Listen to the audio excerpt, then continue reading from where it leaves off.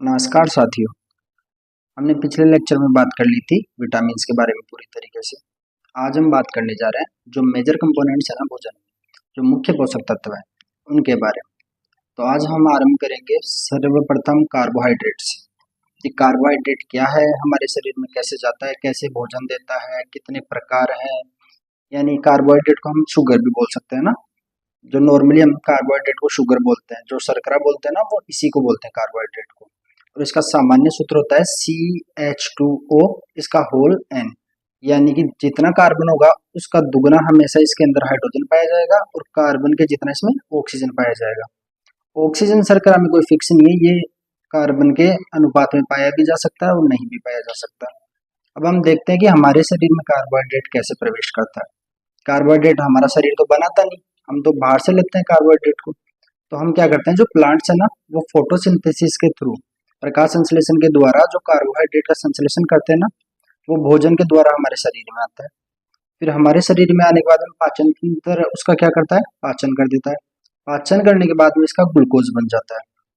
जो ग्लूकोज है ना, फिर ये हमारे शरीर में इसका ऑक्सीडेशन होता है ऑक्सीजन की अनुपस्थिति में, क्योंकि हमारे शरीर में श्वसन के द्वारा ऑक्सीजन तो पहले पहुंच ही जाती है और ग्लूकोज आ ही जाता है भोजन के द्वारा, तो उसका क्या हो जाता है, ऑक्सीडेशन हो जाता है। और ऑक्सीडेशन होने के बाद में हमको क्या मिलेगा, ऊर्जा मिलेगी। और ऊर्जा कौन से रूप में मिलती है, वो एटीपी के फॉर्म में मिलती है। यानी कि ये हमारी एनर्जी करेंसी है शरीर की, है ना। अगर हमारे शरीर में एटीपी नहीं बनेगी या एटीपी नहीं होगी तो हम कोई भी कार्य नहीं कर पाएंगे, है ना। थकान हो जाएगी या चलने फिरने का कोई भी अपने पास साधन सुविधा नहीं होगी। ये अपनी करेंसी है भाई, इसके बिना हमारा शरीर चल ही नहीं सकता। जैसे हमारी इंडिया की करेंसी रुपीज है, वैसे जो ऊर्जा की करेंसी क्या है, एटीपी है। और ये एटीपी कहाँ बनेगी, ये माइटोकॉन्ड्रिया के अंदर बनेगी। जो माइटोकॉन्ड्रिया हमारी सेल के अंदर होता है ना, उसके अंदर बनेगी। और स्टोर कहाँ पर होगी, वहीं पर स्टोर होगी।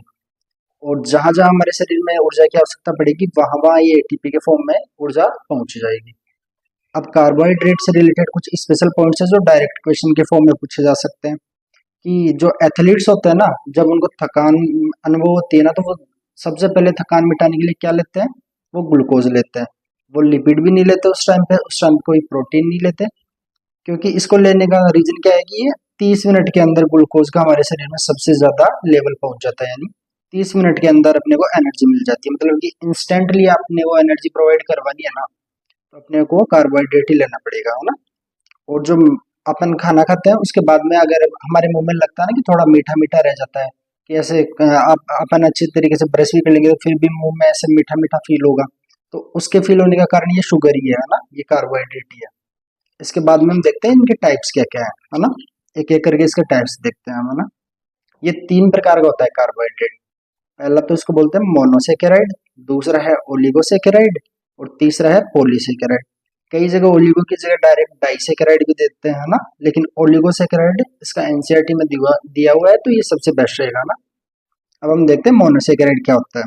मोनोसेकेराइड वो होता है जिसमें शर्करा का एक ही अणु प्रेजेंट हो ना, शर्करा का एक ही अणु प्रेजेंट हो। अगर एक मॉलिक्यूल है तो वो मोनोसेकेराइड है ना। अब इसके कुछ फेमस एग्जांपल्स हैं जो बार बार पूछे जाते हैं। तो इनमें हम सबसे पहले देखते हैं हेक्सोज। हेक्सोज का मतलब है कि इसके अंदर 6 कार्बन होंगे ना, और इसका फॉर्मूला होगा C6H12O6। तो अब आप बोलोगे सर ये तो ग्लूकोज का है फॉर्मूला, लेकिन ग्लूकोज, फ्रक्टोज और गैलेक्टोज का फॉर्मूला सेम होता है ना। इनमें आइसोमराइजेशन हो जाता है या फिर इनकी स्ट्रक्चर चेंज हो जाती है ना, लेकिन फॉर्मूला तो सेम ही रहता है ना, ग्लूकोज का, फ्रक्टोज का और गैलेक्टोज का। अब ग्लूकोज का हम बोलते हैं ब्लड शुगर भी बोलते हैं, क्योंकि हमारे खून में अगर कोई शर्करा है तो वो ग्लूकोज है ना।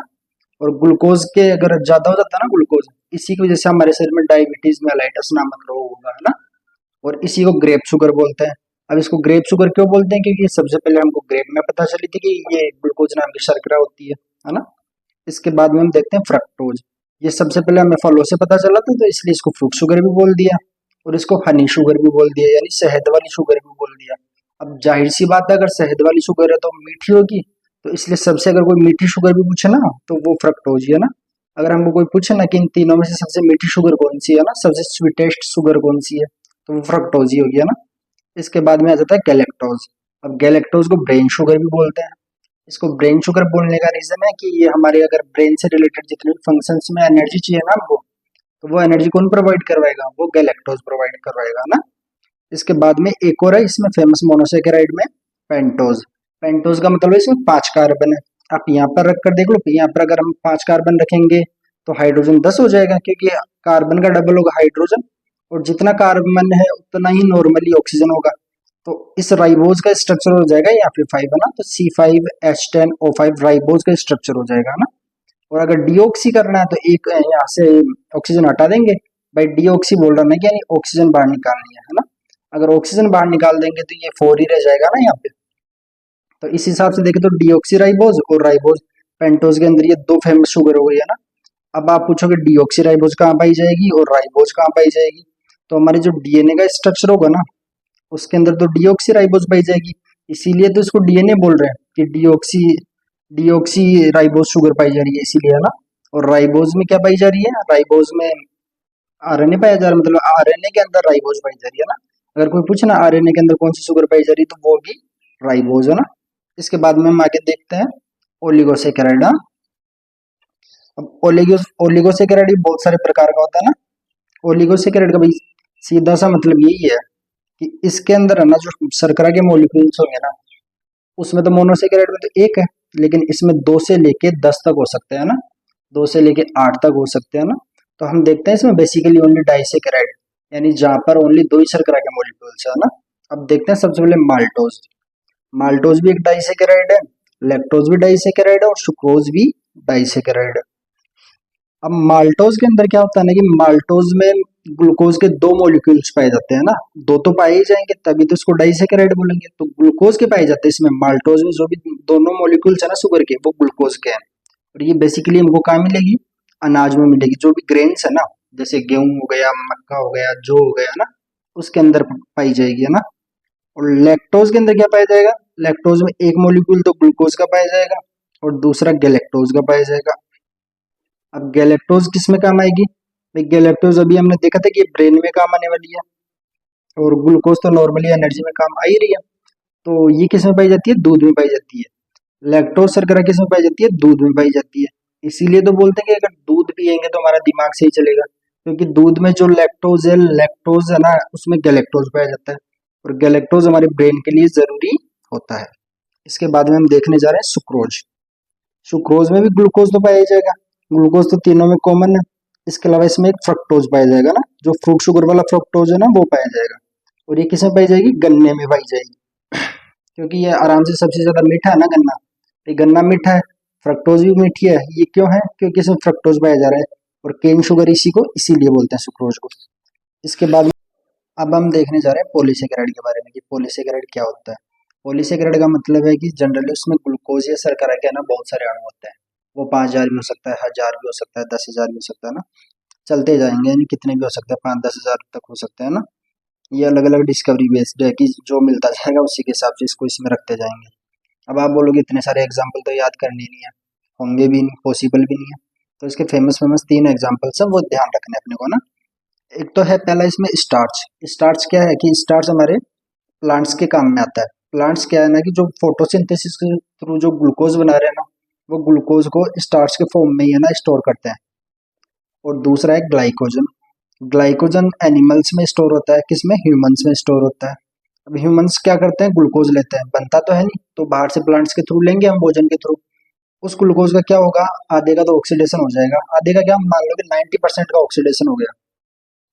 100 अणु आए ग्लूकोज के हमारे शरीर में, से 90 का तो ऑक्सीडेशन हो गया और उससे एटीपी बनाकर हमने शरीर के लिए ऊर्जा प्राप्त कर ली।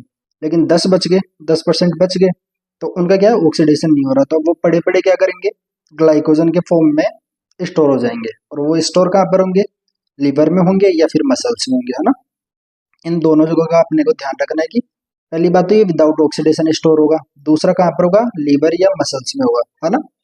और इसके बाद में जब हम भूखे रहते हैं या काफी टाइम तक खाना नहीं खाते, तो कुछ समय के लिए हमारे शरीर को ऊर्जा मिलती रहती है बिना भोजन के। वो कैसे मिलती है कि जब जरूरत पड़ेगी शरीर को अपने को ना शर्करा की, तो ये लीवर से और मसल से ग्लाइकोजन टूटकर वापस ग्लूकोज बना देगा, और उस ग्लूकोज से हमको एटीपी मिल जाएगी। अब इसका तीसरा और फेमस एग्जाम्पल है सेल्यूलोज। सेल्यूलोज का नाम सबने सुना है ना। ये क्या होता है, प्लांट सेल वॉल में पाया जाता है, जो पादपों की कोशिका भित्ति है ना, जो बाहरी आवरण है उसके अंदर पाया जाता है। और ये क्या है, एक प्रकार का कार्बनिक कंपाउंड है, यानी ये कार्बन कंटेनिंग कंपाउंड है। भाई सीधी सी बात है, शर्करा है तो शर्करा है तो कार्बन तो ही है, और कार्बन है तो इसको इसको बोल दिया हमने कार्बनिक कंपाउंड है ना, कार्बोनिक कंपाउंड हो गया।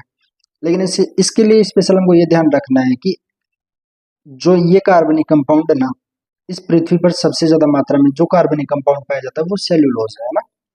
इसके बारे में अपने को इतना ही ध्यान रखना है कि सेल्यूलोज पृथ्वी पर पाया जाने वाला सबसे ज्यादा मात्रा में कार्बनिक कंपाउंड है। और कहाँ पर मिलेगा अपने को? ये प्लांट सेल वॉल में मिलेगा ना।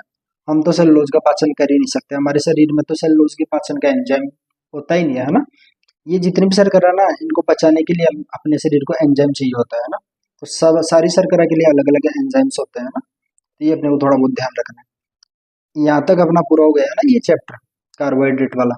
अब हम इससे आगे कल देखेंगे, लिपिड वाला देख लेंगे है ना, और प्रोटीन वाला भी साथ ही देख लेंगे, ज्यादा बड़ा नहीं है ना। तो ये साथ साथ आप देखते जाना, ज्यादा टाइम के तो ज्यादा लंबे तो वीडियो बना भी नहीं रहा।